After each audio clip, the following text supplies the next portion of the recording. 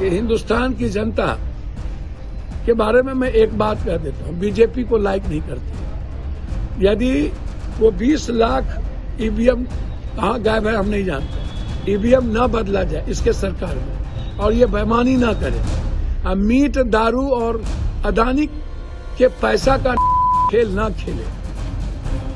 मैं आपको सच कहता हूँ, 4000 करोड़ 5000 करोड़ तो इस जन्म में बीजेपी चुनाव नहीं जीत सकती। क्या है झारखंड और महाराष्ट्र चुनाव को लेकर क्या कहेंगे?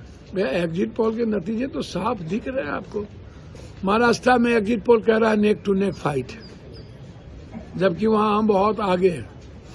जिस तरीके से मराठी वर्सेस गुजराती का नफरत पैदा किया गया, वहां पर लोगों ने शरद पवार जी, राहुल गांधी जी, प्रियंका गांधी जी और उद्धव ठाकरे जी पर भरोसा किया।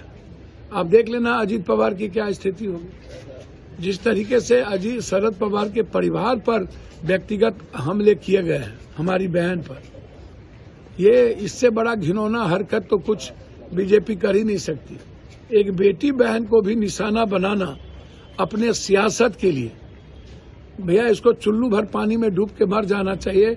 मैं बीजेपी और अन्य लोगों से कहूंगा, क्या आपके घर में माँ बहन नहीं है जो आप इस तरह के आरोप लगाते हैं? और झारखंड में इतिहास, झारखंड बनने के बाद दोबारा सरकार किसी की नहीं बनी और झारखंड की जनता ने जवाब दिया गुंडों को।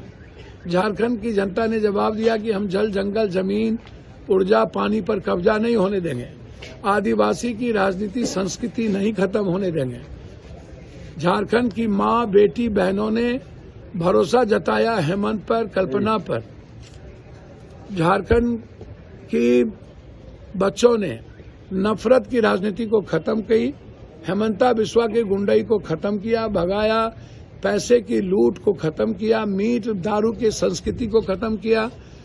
और जिस तरीके से हेमंत जी को मरवाने का प्रयास किया गया था, राहुल गांधी को अपमानित करने का प्रयास किया गया था, और राहुल गांधी जी ने जो वादे किए थे 450 रुपया में और गैस सिलेंडर 200 रुपया यूनिट, बिजली फ्री, सारी चीजें और वादे जो मैया योजना कल्पना जी और हमारे भाई ने चलाया, एक एक बिना जाति धर्म के देखे हुए, और कृषि ऋण माफ किया, बिजली बिल माफ किया, जिस तरीके से, तो एक कलेक्टिव, खास तौर पर हम तो पहले ही कह चुके थे, एक कॉर्पोरेट एक एमपी है जो गाली गलौज करते हैं और उसका मुंगेरी लाल का हसीन सपना वो मुख्यमंत्री बन गए थे और वो गाली गलौज से नीचे बात ही नहीं करते हैं। तो मुझे खुशी है कि झारखंड की जनता ने दोबारा, एक परिवार ने अपने परिवार पर भरोसा जताया, विकास पर भरोसा जताया और गुंडों को भगाने की कोशिश की। जवाब जनता ने दिया। हम तो जंगल जंगल घूमे थे ना हो, हम तो मोटरसाइकिल एक एक चीज एक एक लोगों को देखे मिले, हम तो पहले ही जानते थे। हम तो पहले ही, आप मेरा ट्वीट देखो ना, हम तो 4 ट्वीट किए हैं कि हम जीत गए और हम 4 ट्वीट किए हैं कि हम 45 से 50 के बीच जाएंगे। हमारा सर्वे तो 2 बार बदल गया ना, कल 1 घंटा पहले कुछ, 1 घंटा बाद कुछ, तो सर्वे तो बदल दिया 2 घंटे में। 1 घंटा पहले जिता दिया था बीजेपी को, 1 घंटा बाद एक्सिस से लेके सारे लोगों ने कह दिया, जी सब लोगों ने, कि नहीं भाई यहाँ तो हेमंत सोरेन 53 क्रॉस है। तो इसीलिए ये हिंदुस्तान की जनता के बारे में मैं एक बात कह देता हूँ, बीजेपी को लाइक नहीं करती है। यदि वो 20 लाख ईवीएम कहाँ गायब है हम नहीं जानते, ईवीएम न बदला जाए इसके सरकार में और ये बेईमानी ना करे, मीट दारू और अदानी के पैसा का खेल ना खेले। मैं आपको सच कहता हूँ, 4000 करोड़ 5000 करोड़ तो इस जन्म में बीजेपी चुनाव नहीं जीत सकती। पूर्णिया एयरपोर्ट तो सपना था पप्पू यादव का, तो बचपन का सपना था पूर्णिया एयरपोर्ट। जब हमने 20 साल पहले हमने शुरू भी किया था चार्टर प्लेन, जब शरद यादव, खास तौर पर शाहनवाज हुसैन जी को मैं धन्यवाद देता कि शाहनवाज हुसैन ने उस वक्त इस चीज को शुरुआत की थी अटल जी के समय। उसके बाद 20 साल पप्पू यादव के नहीं रहने के बाद ये मुद्दे ही गौन हो गए। 11 साल प्रधानमंत्री जी रहे। वैसे मैं धन्यवाद प्रधानमंत्री नीतीश कुमार जी दोनों को दूंगा और हम अपने मिनिस्टर को तो देंगे कि क्योंकि हमारी भावनाओं को यूनियन मंत्री ने, हमारे भाई, उनके पिता ही हमारे मित्र थे, उन्होंने 7 बार लोकसभा में मामला उठाया, 5 बार हम मिले और मैंने उनसे आग्रह किया था कि दरभंगा के तर्ज पर आप टर्मिनल बना करके आप तत्काल शुरू कीजिए और पूर्णिया एयरपोर्ट फिर आधुनिक बनाते रहिए। तो उन्होंने मेरी भावनाओं को सुना। 48 करोड़ रुपया उन्होंने टर्मिनल के लिए और लगभग 6 करोड़ रुपया बाउंड्री वाल के लिए। तो मेरे लिए बहुत बड़ी बात है। ये पूर्णिया की जनता के संघर्ष की देन है कि पप्पू अपने बेटे के लिए, हम तो एक सेवक हैं, हमारा तो दायित्व, हमने तो वादा किया था 4 महीने के अंदर एयरपोर्ट। हमने 5 वादे किए थे, 5 वादा पूरा कर दिया। 5 वादा, एयरपोर्ट, मेडिकल, बार, NH और रेलवे। और जो वादे हैं आपको 2 साल के अंदर देखने को मिलेंगे। आप चिंता न करिए, पूर्णिया सीमांचल कोसी को दुनिया का नंबर 1 करने में, और जो लोग सरकारी, जो लोग उनसे आग्रह करेंगे, बाप दादा हाय तोबा मत करिए। 10 साल कहाँ थे, 20 साल कहाँ थे, कभी नहीं गए कोई जमीन देखने के लिए। वो तो पूर्णिया वहाँ की जनता को धन्यवाद दूंगा कि मेरे कहने पर उन्होंने जमीन, नहीं तो चुनाव के पहले तक तो वहाँ लाठी गोली चल रही थी। पप्पू यादव के आते ही वहाँ की जनता कैसे दे दी जमीन। तो ये बहुत बड़ी विक्ट्री है हम सबकी। और मैं समझता हूँ कि जदयू और बीजेपी वालों से एक आग्रह करूंगा, आप हमको हाईकोर्ट और राजधानी बनाने में कोऑपरेट करें, क्योंकि आपके पास कागज आया हुआ है एक हाईकोर्ट बेंच।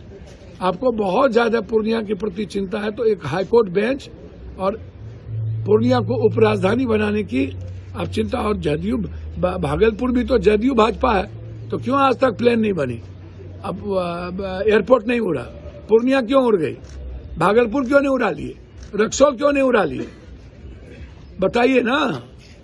पूर्णिया इसलिए उड़ी कि पूर्णिया की जनता और पप्पू यादव की इच्छा शक्ति है, नीयत साफ है, जिद है। 20 साल से आप मृत प्राय हो गए थे और आपको पूर्णिया के एयरपोर्ट और पूर्णिया के विकास से कोई मतलब नहीं था। चाहते हैं कि मैं नीतीश जी सुरक्षा हमें दे, उनकी इन्वॉल्वेशन रहती है पदाधिकारियों के बीच। कुछ पदाधिकारी 3-4 हैं, मैं ये कहा, ये लोग नहीं चाहते हैं कि पप्पू यादव सच बोले, पप्पू यादव की कद बढ़े, पप्पू यादव आगे बढ़े, उसको मैं नंगा करूंगा। वो आपका फोटो लेकर भेजते हैं क्या कहीं किसी? वो क्यों भेजेंगे, उसका क्या लेना देना। फोटो तो क्रिमिनल का आदमी रैकी करता है, इसका नहीं। ये सब चीज गंदी राजनीति में नहीं करता। मैं राजनीतिक रूप से नहीं बढ़े और सुरक्षा न मिले, इसमें यहाँ के पदाधिकारी की भूमिका रहती है। मैंने पहले ही कह दिया, ये छोड़िए ना, हम काम कर रहे हैं, कौन थ्रेड दे रहा है, कौन रैकी कर रहा है, कभी पाकिस्तान, कभी मलेशिया, कभी नेपाल। मैं इतना कहूंगा कि आप सबको सुरक्षा दीजिए। हम तो इतना बोले, नीतीश कुमार जी को पहले बार मुख्यमंत्री बनाने में क्या पप्पू यादव उनके छोटे भाई की भूमिका नहीं थी। इनके राष्ट्रीय एक महासचिव है और कुछ पदाधिकारी है जिनको मैं नंगा करूंगा। इनका टेप है, इनका ये जिस तरीके से प्रशासन को प्रभावित करते थे, चुनाव में भी, चुनाव के बाद भी, कि पप्पू यादव को रोको, पप्पू यादव किसी तरह से फंसाओ। तो एक राष्ट्रीय महासचिव है जिनका नाम लूंगा, उनका टेप भी है मेरे पास, जो बड़े पदाधिकारी से वो बात कर रहे थे। और कुछ पदाधिकारी यहाँ जो इन्वॉल्व हैं, जिसको मैं सदन में अभी उठाने जा रहा हूँ, जैसे अस्पताल के मामले में जो अभी घोटाले हुए हैं, तो लोकसभा में मैं ये मामला उठाऊंगा। ऐसे पदाधिकारी लोग हैं जो पप्पू यादव को सच बोलने से रोकना चाहते हैं, और कुछ लोग हैं जो सच्चाई के साथ आवाज उठाने पर पप्पू यादव को खत्म करना चाहते हैं। तो वही लोगों की, सब लोगों की मिली भगत है जो सुरक्षा, भैया हमको सुरक्षा नहीं दो, मुझे नहीं चाहिए, गाली गलौज भी, लेकिन किसी, आपका भी परिवार है, मेरा भी परिवार है। मैं उस राष्ट्रीय महासचिव से और कुछ पदाधिकारी से कहूंगा, परिवार तो सबका है ना। कौन है राष्ट्रीय महासचिव? और कुछ पदाधिकारी से कहूंगा कि आप अपने बेटे पर 1 करोड़ 2 करोड़ रुपया आप टेनिस पर खर्च करते हो, कहाँ से लाते हो पैसा? हाँ, आपका बेटा टेनिस कहाँ खेलता है? और आपका बेटा है तो मेरा भी वो बेटा है। तो आप परिवार को सुरक्षा परिवार की नहीं मिलना, ये तो बहुत दुखद बात है। आप सीसीटीवी भी दिखा रहे थे, सीसीटीवी में डेली रैकी करता है। अब तो देखा, मुझको नहीं पता कौन है, मैंने आपको दिखाया कि कैसे यहाँ फोटो लेकर के रैकी अर्जुन भवन जहां मैं रहता हूं, शांति भवन जहां मेरा कार्यालय है, दोनों जगह मिल करके ये ऊपर कहीं न कहीं भेजता है यहाँ से। और जब मैं सिल्लीगुड़ी पहुंचा तो कहा पहुंच गए, पटना आज 4 बजे पहुंचा तो बोला पहुंच गए। तो उसको हर बात की खबर रहती है। तो मुझे चिंता नहीं है कि कौन है वो जो लगातार आपकी रेकी कर रहा भैया, है? हमको क्या पता कौन है भैया। हम तो सारी सरकार को रिपोर्ट दे देते हैं, तो सरकार 2 महीना से जांच कर ही नहीं रही है। 18 बार 19 बार धमकी देने के बाद सरकार जांच करती ही नहीं, तो उसमें मैं क्या करूं। मेरी सुरक्षा मत करिए नीतीश कुमार जी। मैंने चिट्ठी लिखा है अमित भाई को, अमित भाई आप सबको सुरक्षा दीजिए, लेकिन हमारे परिवार की सुरक्षा तो अमित भाई आप करेंगे ना। आपका परिवार मेरा परिवार क्या है, तो हमारे परिवार की सुरक्षा करें, यही आग्रह।